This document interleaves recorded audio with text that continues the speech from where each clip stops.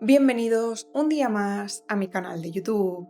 Yo soy Morellana y hoy vengo a contaros una historia que seguro os provocará terribles pesadillas. Aunque ya os adelanto que para pesadilla la que está viviendo mi cuerpo en estos momentos. Llevo varios días con fiebre, con la garganta como una maldita pelota de tenis, así que si me notáis la voz un poco rara es precisamente por esto, porque me duele muchísimo la garganta. Yo no sé de dónde he sacado las fuerzas para grabar este vídeo porque aún encima el medicamento que me estoy tomando me deja completamente cao, no sé ni cómo me llamo, pero bueno, a ver qué sale y a ver si me da tiempo también a tenerlo para el domingo. En fin, en este vídeo vamos a tratar el caso Colmenares, un caso muy famoso de Colombia, muy polémico, muy controvertido y que está a punto de cumplir 13 años, ya que tuvo lugar el 30 de octubre del año 2010 en Bogotá, durante una fiesta de Halloween. Os aviso de que es un caso muy frustrante, muy polémico como ya he dicho, así que si os enfadáis con facilidad, os aconsejo tomar un poco de aire antes de escuchar esta historia. Pero antes de empezar, si os gustan mis vídeos y queréis apoyar este canal de YouTube, sobre todo ahora que estoy enfermísima y malísima, por favor, suscribíos, dejad un like en este vídeo y compartidlo, ya que de esta forma me ayudáis muchísimo a seguir creando contenido como este, porque YouTube valora mucho la interacción con los vídeos. Recordad que también podéis seguirme en todas mis redes sociales, tengo Instagram, Twitter y TikTok, y por ahí publico contenido muy interesante. Y ahora sí que sí, vamos con lo que importa. Si estáis intrigados con el misterio de hoy, ya sabéis, apagad las luces, tomad asiento y acompañadme a conocer uno de los casos más polémicos de Colombia.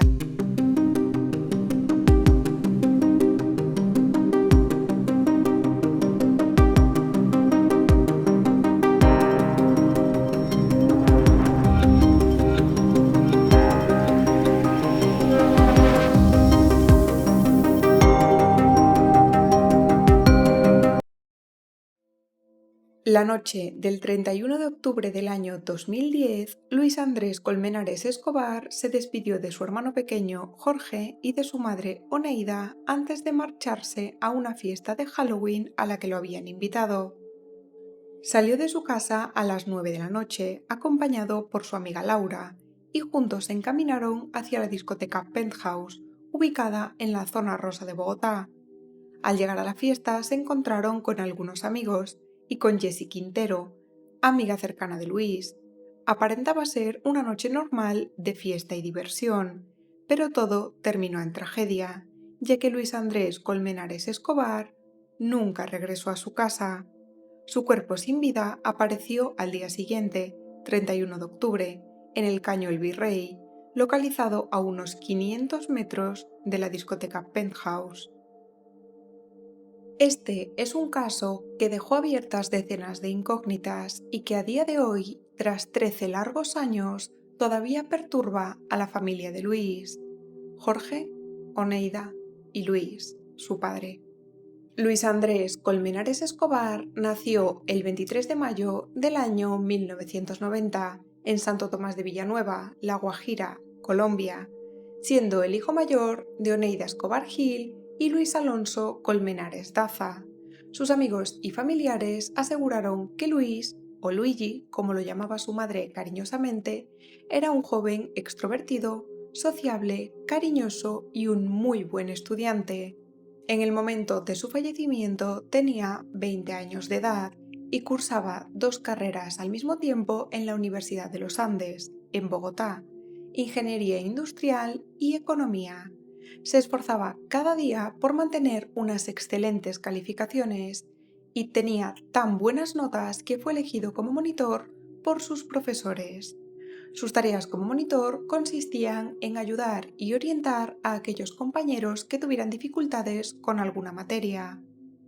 Fue precisamente ejerciendo como monitor como conoció a Laura Moreno. Según su madre, Luis y ella tenían una relación muy especial y aunque no parecía ser nada serio, se dio cuenta de que su hijo empezaba a desarrollar sentimientos hacia ella. Laura fue uno de los motivos por los que Luis estaba tan emocionado por la fiesta de Halloween del 30 de octubre.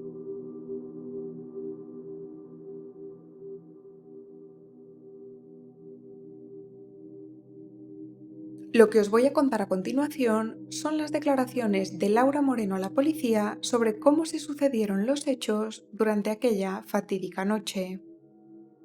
Alrededor de las 2:30 de la madrugada, Luis salió de la discoteca Penthouse completamente solo y en estado de embriaguez. Sus amigas Laura Moreno y Jessie Quintero se dieron cuenta de esto y salieron tras él para comprobar la situación. Cuando los tres se encontraron, Luis les dijo que había salido porque quería comer perritos calientes. Así que los tres amigos se dirigieron a un puesto callejero de comida mientras el resto de sus compañeros sacaban el coche de Laura del parking. Al cabo de unos minutos, Luis recibió una llamada telefónica durante la cual, según las dos testigos, habló en inglés y se le notó bastante disgustado. Justo después de esto, tiró su perrito caliente y salió corriendo hacia el parque El Virrey. Laura corrió detrás de él, dejando atrás a Jessie Quintero, que, según sus declaraciones, no podía correr por llevar tacones altos.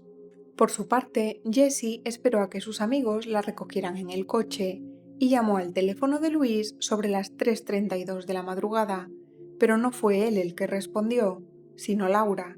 Se la escuchaba muy alterada y le dijo que aún seguía persiguiendo a Luis Andrés. Apenas 2 minutos más tarde se registró una nueva llamada, pero esta vez Laura le contó a Jessie que Luis había caído al caño y había desaparecido. Al cabo de 7 minutos, Jessie Quintero y el resto de sus amigos llegaron al lugar del incidente. Juntos registraron los alrededores, pero al no poder encontrar a Luis Andrés, decidieron reportar el incidente a las autoridades. Laura aseguró haberse metido en el caño y haberse dado cuenta de que el agua le llegaba hasta las rodillas y de que la corriente era demasiado fuerte. Al no encontrar a su amigo, lo que pensó fue que esta corriente lo había arrastrado. De la discoteca al perro, como en la mitad del recorrido. Nosotros lo alcanzamos y entonces Jessie le preguntaba, ¿qué es lo que tú quieres? ¿Qué buscas? ¿Tú por qué? ¿Qué quieres hacer? Entonces él le decía, quiero un perro caliente. Le dijo en eso, creo que le dijo que quería un perro caliente. Entonces ella le dijo, pero mira, ese día habían muchos puestos de perros calientes, estaba toda la calle llena de perros calientes. Y entonces Jessie en ese momento me dice como, pero hay perros calientes por todos lados, ¿por qué no lo compra acá? Y entonces Jessie le dice, pero, ¿qué es lo que te pasa? ¿Por qué estás caminando solo? Deja que nosotras te acompañemos. Y él le dice, ¿tú te acuerdas lo que pasó hace 2 años? Y ella le dice, o sea, le hace cara de confundida y ya, no le dice nada. Y entonces Luis Andrés le dice, por eso, como no te importa o... Lo que pasa es que yo conocí a Luis Andrés hacía como un mes y, y pues tampoco nunca le pregunté qué había pasado hace 2 años ni nada de eso.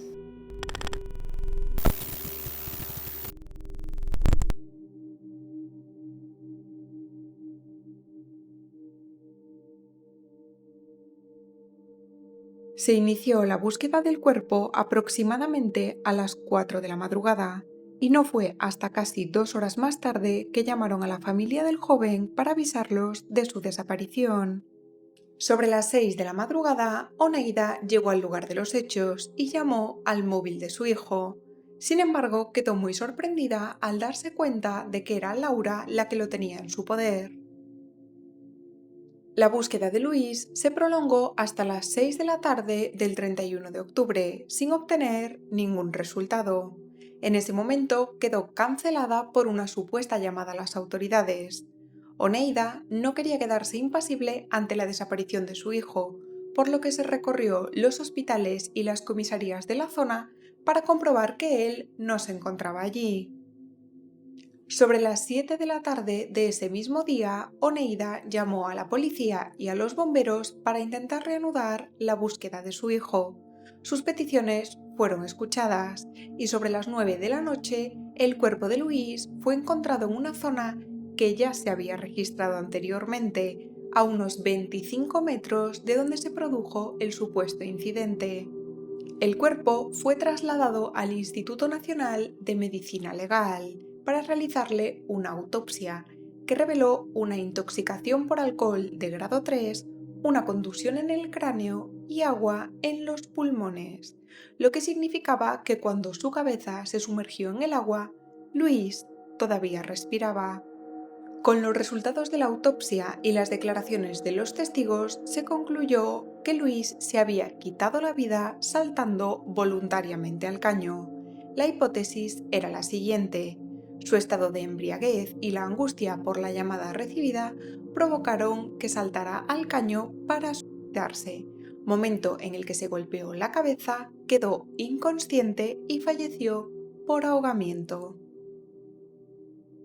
Sin embargo, cuando su familia vio el cuerpo de Luis Andrés, se dieron cuenta de que algo no cuadraba. Había muchas más heridas en la cabeza de las que figuraban en el informe de la autopsia.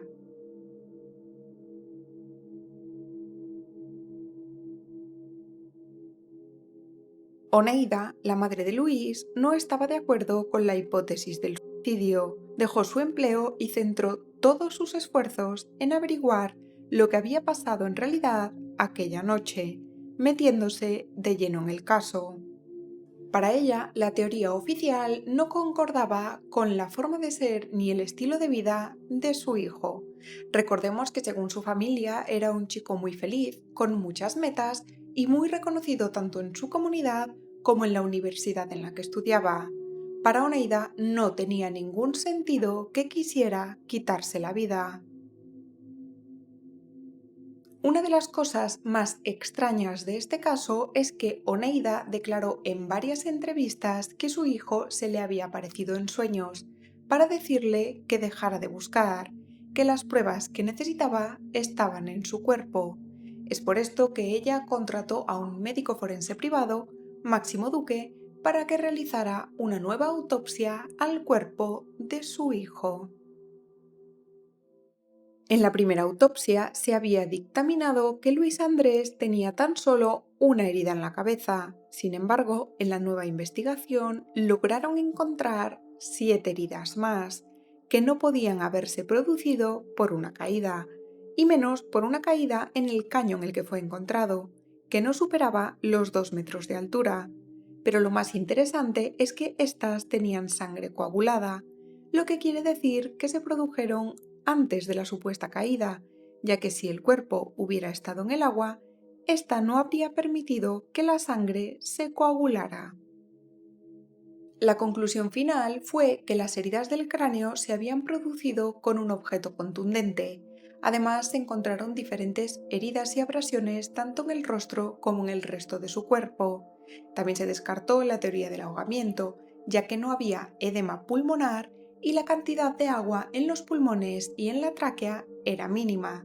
Todo esto demostraba que no había sido ni un suicidio ni un accidente, sino que Luis había sido asesinado. Otro detalle importante era que el cuerpo de Luis fue encontrado boca abajo, pero tras un estudio y un análisis de la lividez y la coagulación de la sangre, se demostró que tendría que haber permanecido aproximadamente 12 horas boca arriba y después haber sido colocado en el lugar en el que lo encontraron boca abajo. Además, había marcas en las rodillas y en el pantalón de Luis que indicaban que había sido arrastrado. Pero ¿pudo haber sido esto provocado por la corriente que Laura mencionó en su declaración? No. La segunda investigación reveló que el agua no tenía ni el nivel ni la fuerza que Laura había contado a las autoridades. Los bomberos que participaron en la búsqueda aseguraron que el nivel del agua era de entre 15 y 20 centímetros, por lo que la corriente no podría haber sido tan fuerte como para desplazar un cuerpo del tamaño del de Luis, que medía 1,75 metros y pesaba 75 kilos. Además, el cuerpo fue encontrado en una posición que no concordaba con un arrastre por la corriente, sino más bien parecía que alguien lo hubiera colocado allí.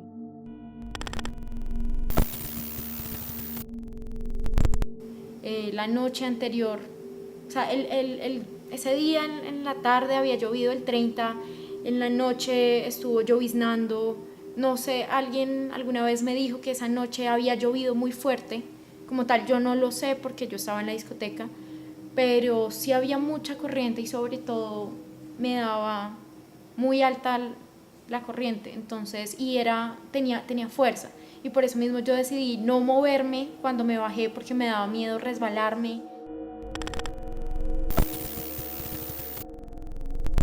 También se descartó esta teoría de que el cuerpo hubiera sido arrastrado por la corriente debido a la rigidez del cuerpo.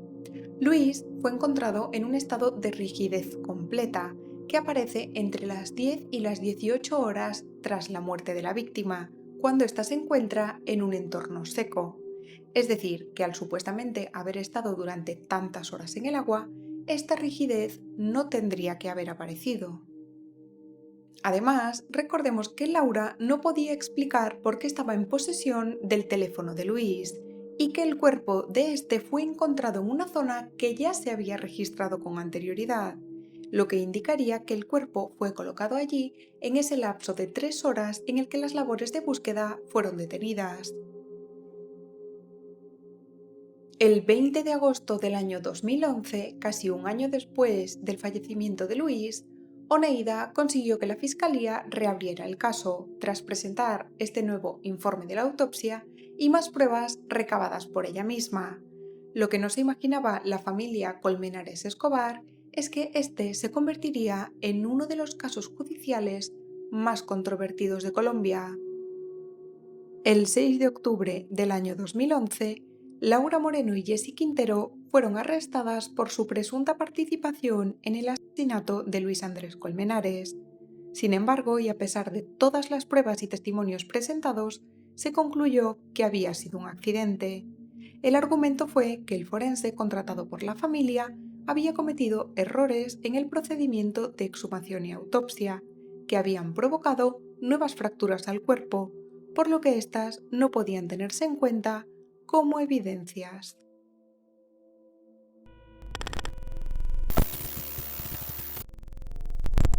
Yo siempre tuve la esperanza de que él estuviera vivo, yo siempre tuve la esperanza de que, no sé, se cayó y se salió del caño. Jamás, jamás me imaginé que fuera a pasar lo que pasó. Para mí sería muy difícil afirmar algo, porque yo no vi ninguna pelea, yo no vi nunca que le hicieran daño a Luis Andrés y hubiese sido incapaz de permitir que se lo hiciera. Jamás. Ni a él ni a nadie. Porque la vida prima sobre todo y no hubiese permitido que le hubiesen hecho daño.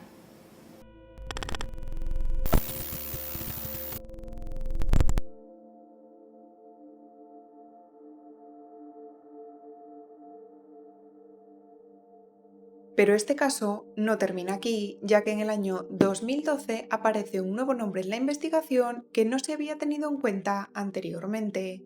Este era el de Carlos Cárdenas, exnovio de Laura Moreno. No había sido considerado como sospechoso hasta que varios testigos declararon haberlo visto en la madrugada del 31 de octubre golpeando a Luis en la cabeza con una botella. Esto lo convirtió en el presunto asesino, por lo que estuvo encarcelado durante 42 días. Fueron 3 los testigos que declararon haber visto a Cárdenas aquella madrugada arremetiendo contra Luis: Wilmer Ayola, Jonathan Martínez y Jesús Alberto Martínez.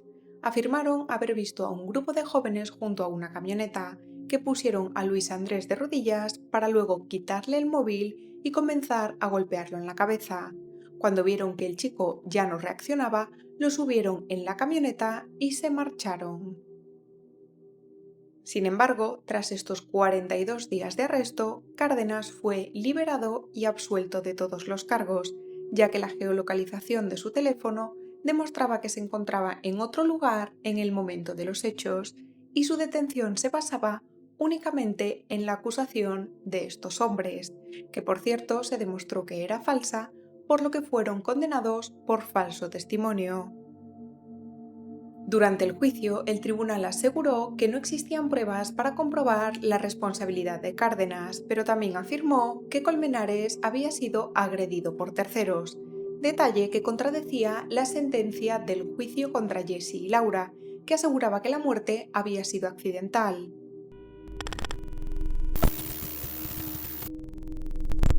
Porque yo el último recuerdo que tengo de él es ver como su silueta en el aire. Eso es lo último que yo veo de él. Ese es mi último recuerdo que tengo de él. Lo que sí sé es que él no se lanzó, o sea, él no vio el caño y dijo, me voy a tirar. Sencillamente él salió a correr y lo que te digo, lo último que veo de él es como volando en el aire.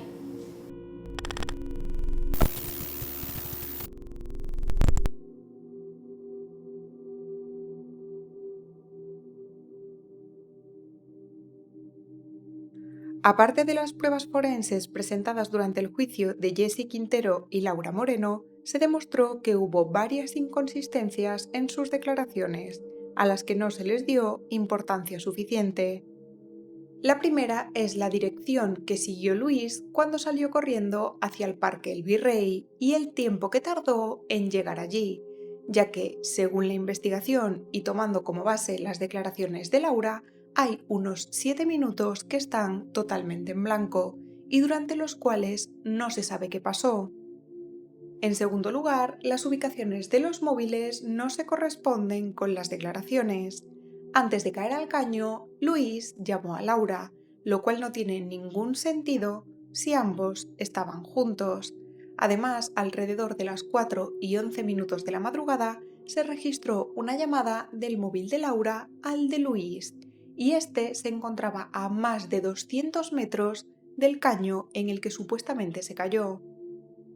Otra inconsistencia sería que Laura declaró ante las autoridades haber perdido su móvil aquella noche. Sin embargo, en los días posteriores al incidente se registraron llamadas desde ese mismo número a varios de sus amigos y además estas llamadas fueron realizadas desde el Parque El Virrey. Por otra parte, había al menos 20 cámaras de seguridad que alcanzaban a grabar la zona en la que se sucedieron los hechos. Sin embargo, y misteriosamente, las grabaciones de esa noche de todas estas cámaras fueron eliminadas.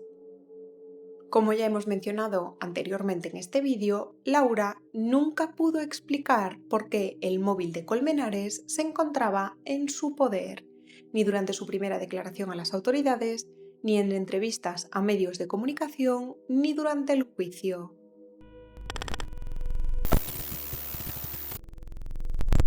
Yo eso no lo he tenido claro, es todavía algo que tengo en mi mente que no he logrado aclarar, pero sé que el celular lo tengo del momento en que él habla con la persona en inglés hasta que pasamos la calle y él sale a correr.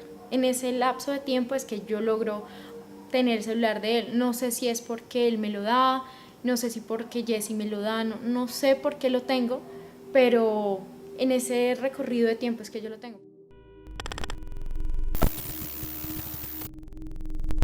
Continuando con este tema, cabe decir que se interceptaron los teléfonos móviles de todos los sospechosos y en ellos se encontraron mensajes y llamadas bastante incriminatorios. Y por último, los peritos mencionaron que las heridas en el rostro de Luis Andrés tenían los bordes uniformes, por lo que tenía más sentido que hubiesen sido provocadas por un arma cortopunzante más que por un golpe contundente debido a una caída. A pesar del recurso de apelación presentado por los padres de Luis Andrés Colmenares Escobar con respecto a la sentencia de Jesse y de Laura, el Tribunal de Bogotá confirmó la absolución de ambas jóvenes en el año 2021. La resolución del tribunal explicó que la Fiscalía no pudo probar más allá de una duda razonable la implicación de Laura y Jesse en los delitos que se les imputaban y tampoco que el fallecimiento de la víctima fuese un homicidio. La familia de Luis Andrés no comparte el fallo del tribunal y están convencidos de que a Luis lo asesinaron. A día de hoy siguen buscando justicia. Y hasta aquí ha llegado la historia de hoy. ¿Creéis que el caso se investigó correctamente y que el fallo del tribunal fue justo? Dejadme vuestra opinión en los comentarios. Y si os ha gustado el vídeo, suscribíos, dejad un like y compartidlo para ayudarme a seguir creando contenido como este. Recordad que podéis seguirme en mis redes sociales y que si os habéis quedado con ganas de más, podéis echar un vistazo a estos vídeos que os dejo por aquí. Por mi parte, y como siempre, os dejo todas las fuentes consultadas en la cajita de información para que podáis investigar más sobre el caso Colmenares. Y ahora sí que sí, dicho esto, yo me despido. Hasta la próxima historia.